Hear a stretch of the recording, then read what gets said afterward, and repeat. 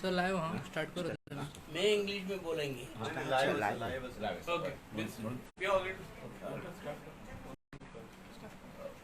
Welcome to you all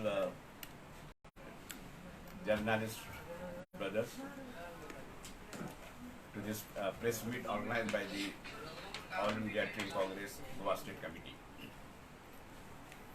Today we are very fortunate. Amidst us, one of the very senior and tallest leader of the Indian working class, who was very active in the trade union movement of Indian working class right from 1961 onwards. He has held several positions with the trade movements in Bangalore-based like Hindustan Aeronautics and so many others. And he rose to the level of the working president of the All India Trade Congress, our national organization, and at the world level, General Secretary, Deputy General Secretary of the World Federation of Trade Unions, WFTU. Until this, 2-3 months before, he relinquished all these posts because of his age and COVID affected. But still, he is very active. And he was here in Goa to participate in the National Safety Seminar Week and conference. And his auspicious acts various. He is the vice chairman of that National Safety Conference. And as his auspicious said, various certificates were distributed yesterday at Miramar, Dona Paula, Talegaon Center. We are happy that he is here and he will address to you in this press conference. One of the most important aspects of his career and of which I was also directly participant is the 1978-79 struggle against the Bhutaningam Committee formulas, which was appointed by the then central government to decide what should be the policy of on wages, prices and income. It was all aimed at freezing the wages of the workers. It decided that there should be only 100 rupees as a basic minimum wage of the Indian working class, which should be taken to 300 rupees in the decades. You know, their decade means the decades of that. And the same Bhutan committee made a recommendation that prices cannot be controlled, because if prices controlled, production will not get an incentive to produce more. They require prices to rise continuously. And income control, investment will be affected. So they cannot control the prices, they cannot control the income, but they can control the workers' wages. Against this policy, we had to raise a huge movement all over the country. And Comrade H. Mahadevan was the convener of more than 100 central and state public sector undertakings. And we ultimately won the battle. And today, this industrial DNS formula which has come to stay, and crores of people are benefited, workers are benefited all over India. He is the hero of that movement for me and for the Indian working class. Various positions that held is known to you, so I need not. I request Comrade H. Mahadevan to address to you and place before you the present day problem before the working class movement and challenges and how we are trying to face those problems. Comrade H. Mahadevan. Good morning to all of you. As already told my friend, I have been associated with this movement for quite some time, some decades. Now he has explained some portions of it. I will not go to the past, I will come to the present. What is the present situation today? Modi government says maximum governance, maximum privatization. Maximum governance and maximum privatization.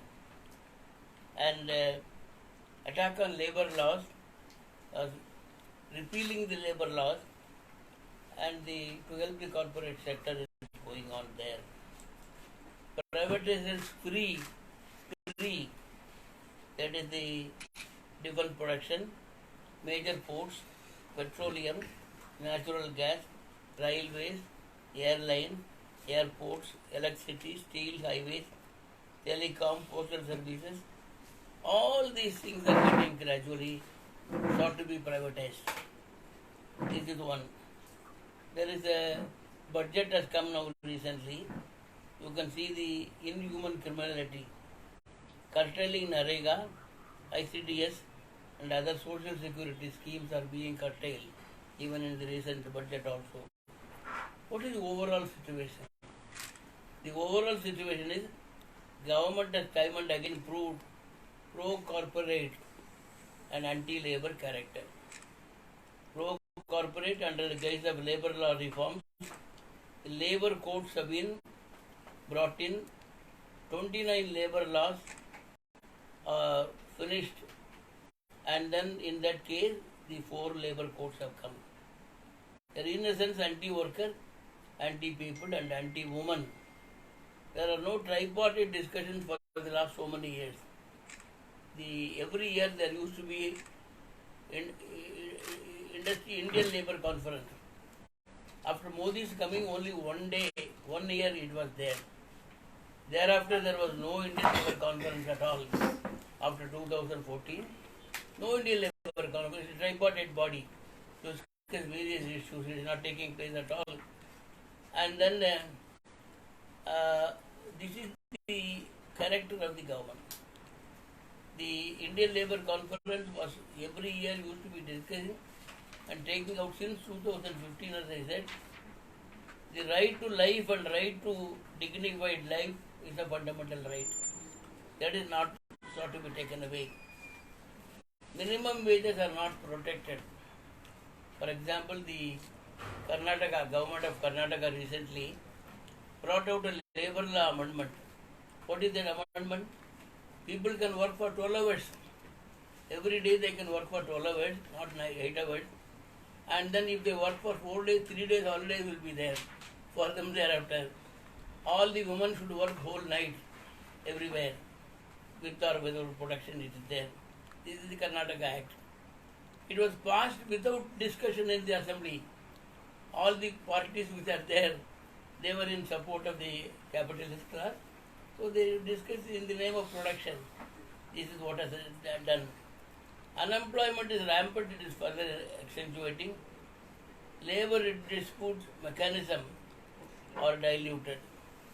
Unorganized sector of workers who contribute 95% of the workers are worst affected.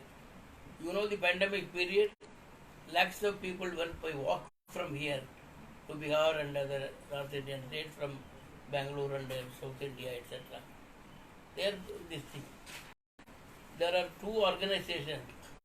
One is Niti Aayog, other is DIPAM, that is Department of Investment and Public Asset Management.